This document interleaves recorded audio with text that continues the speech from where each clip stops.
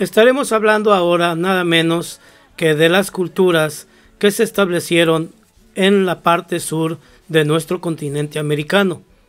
Y nos referimos nada menos que a las culturas andinas. Se le conoce, recuerden, como culturas andinas, porque en este caso se encuentran nada menos que ubicadas en la parte sur de nuestro continente, en lo que se conoce como la cordillera de los Andes, por lo cual su ubicación en los Andes sudamericanos inicia nada menos que en 1200 a.C. a 1400 después de Cristo. Se desarrollaron estas culturas previamente a la cultura inca, que será la cultura que veremos posteriormente. Y nada menos estas culturas de la zona andina, porque se encontraban en la cordillera de los Andes, se caracterizó por el cultivo de la papa, el maíz, el algodón, la domesticación de llamas y alpacas, que les proveían principalmente de lana y servían como transporte de carga, además de alimento. También tuvieron una producción importante de cerámica y joyería y la construcción de diferentes centros ceremoniales, incluyendo las famosas líneas del Nazca, geoglifos solo perceptibles desde nada menos una vista aérea.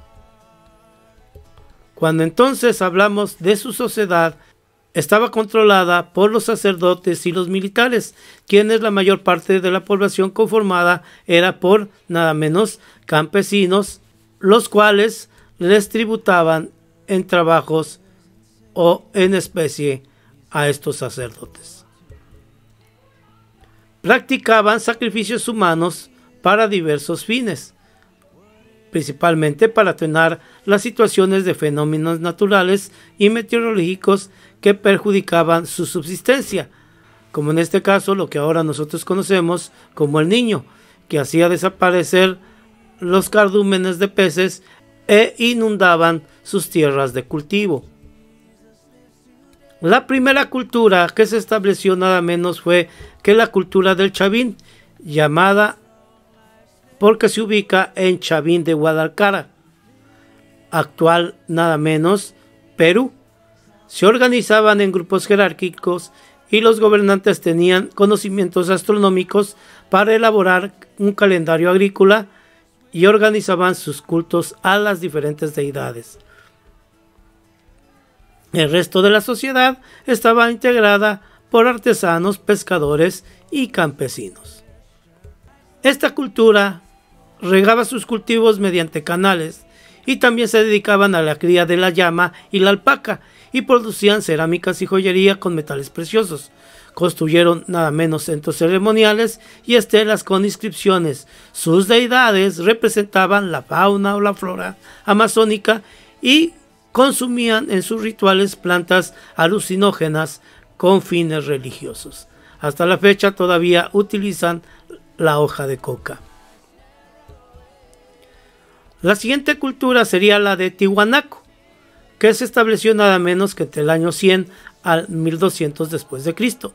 Ocupó nada menos que el territorio actual de Perú en la parte sur y de Bolivia y el norte de Chile.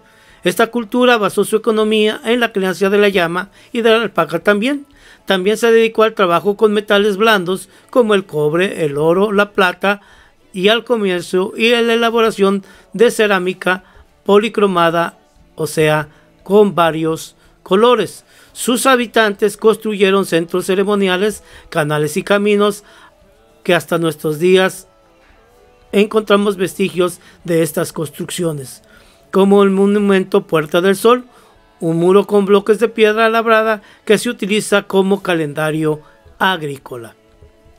La siguiente cultura sería la de Nazca, que se estableció entre el 100 y 800 después de Cristo. La cultura de Nazca se ubicó en la parte sur, nada menos que del Perú. Sus pobladores se dedicaban principalmente al comercio y al trabajo artesanal. Destacaron nada menos que en la elaboración de cerámica policromada y representaban elementos como la tierra, el agua, el fuego, las montañas, el mar, el cielo, y les rendían nada menos que culto.